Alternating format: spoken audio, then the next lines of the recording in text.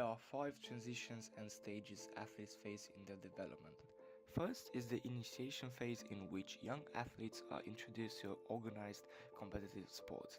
Second one is the developmental stage, in which they are recognized as being talented. The third one is the mastery stage, reflecting athletes' participation at the highest level. And the last one, the discontinuation stage, entailing elite athletes' transition out of the competitive sport. On average, an elite athletic career is formed of 10 years of building experience necessary to become an elite performer, and 5 to 10 years competing at the highest level. Former elite athletes describe the career in terms of events, such as winning a particular event or a season-ending injury, or expected events that did not happen. However, the majority of studies investigate nationally samples of athletes, with the cross-cultural studies being limited. Transition out of sport can be described as a disruption of self-defining activities. Retirement from sport can be associated with negative mental health, such as anxiety and depression. Compared with other career types, athletes typically retire at younger ages, therefore establish a new career. It is a complex and dynamic process that requires continued research. In the last 10 years, the area of sport career transition has gained increased attention in the sport psychology research. The existing body of research suggests that practitioners and researchers need to respond to the multidimensionality of athletic retirement in order to develop appropriate knowledge and support from athletes in acquiring the necessary skills for making the sport career transition as easy as possible. The termination of an athletic career is a transitional process.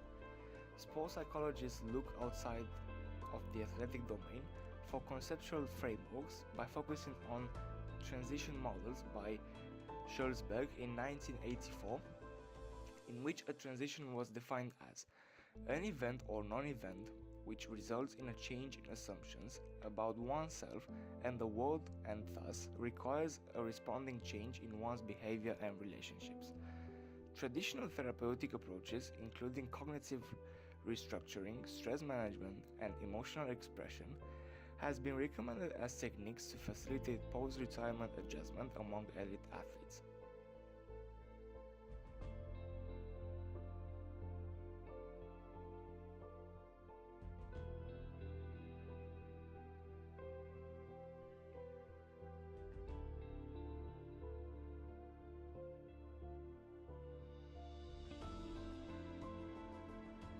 There will always be a way or another to fight with this career transition and retirement. With the right mental help and people surrounding you, the transition will be a walk in the park. The next clips will show cases of retirement and career transition and how to tackle them, but also where we can get help. My name was Justin Galosh, and thank you for staying with me throughout this video. How did you come to the decision? Was it upsetting? Is there anger? Is there joy? Tell me the feelings that the moment you decide to retire. Well, obviously mine was, it was an easy decision towards the end because it had to be done. I had 2 operations on my back in the space of a year, and it got to a point where I knew I just wouldn't be able to come back and play and do a sport or a living that I've done for the last 20 years. What made it easier to explain is that because of the injury, I was sort of weaned off of football. If that makes sense, you know, that sort of Saturday feeding the 3 o'clock, you know, I was obviously in day to day and getting treatment, which is obviously a lonely place in itself. But it was a structured way out of football. The upsetting thing for me was going out the way I went out. I didn't go out on my terms as Somebody such. took it away from you? Yeah, just the injury took it away, and, you know, I didn't say goodbye to football. And JJ, you're nodding the head, yeah, 32 years of age, you know, you had to retire. And as Steve has alluded to there, I went out on my own terms at 36, so I was not at peace, but I knew that was a decision, I took it. And I can't imagine what people go through when it's taken away from you. It's 32. Yeah, I still have dreams that I'm still playing, to be honest with you. Every now and again I wake up and I'm like, oh, have I got training today and so on, and I have to kind of snap myself back into that mode of no, it's gone, and you got to put that part of your life to bed. It was it was difficult. The first couple of years were very difficult, and it's like a loss. It's all you've been doing your whole life, and you don't know what to do with yourself. But I knew that I had good people around me, good friends, good family, who would just do something as simple as just get me out the house. That's what I needed at that particular time. Were you angry?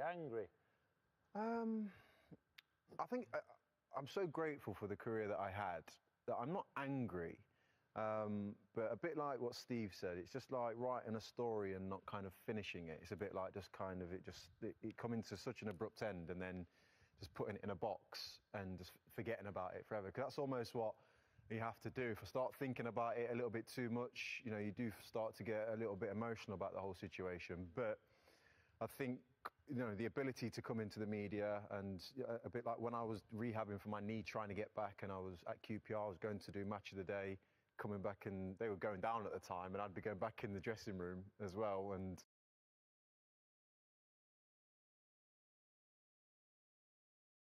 well, the benefit from ACT is that both myself and my brother, who co-founded the business and run the business, we've been through it. And I think in some respects we're very unique in that we're not a recruitment agent.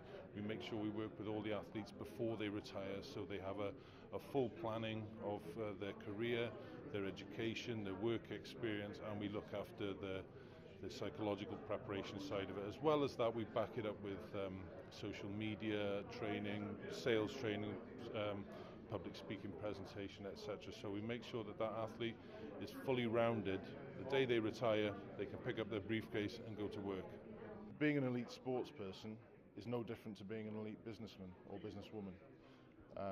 You have to have determination, you have to have strategy, you have to be able to analyse your performance, as I've said, and you have to have a number of different attributes that drive you to become the person that you are and the success that you are in whatever industry it is, whether it's sport or business. Well, I think one of the things that I can bring to ACT is the level of experience I've had over many years in industry, through all the various disciplines, through sales and marketing, through manufacturing, general management, running large companies. My last role before retiring was as president of a multinational company. I was responsible for Europe and Asia.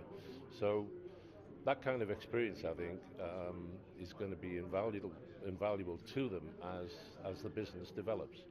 I think probably one of the biggest challenges that I faced and that athletes face today is the lack of direction and the lack of structure. So from being told what to do, where to be every day of your career, what to wear, what to eat, you are left to your own devices now.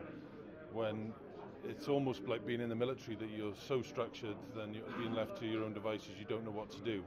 What we are seeing today, and this has certainly been helped over, I would think, the last 2 Olympics at least. People are beginning to see athletes in a very different light, and they're beginning to see that the talent that they have, the skills that they have, are easily transferable into business situations. It's the leadership, the discipline, all things that are absolutely essential in business.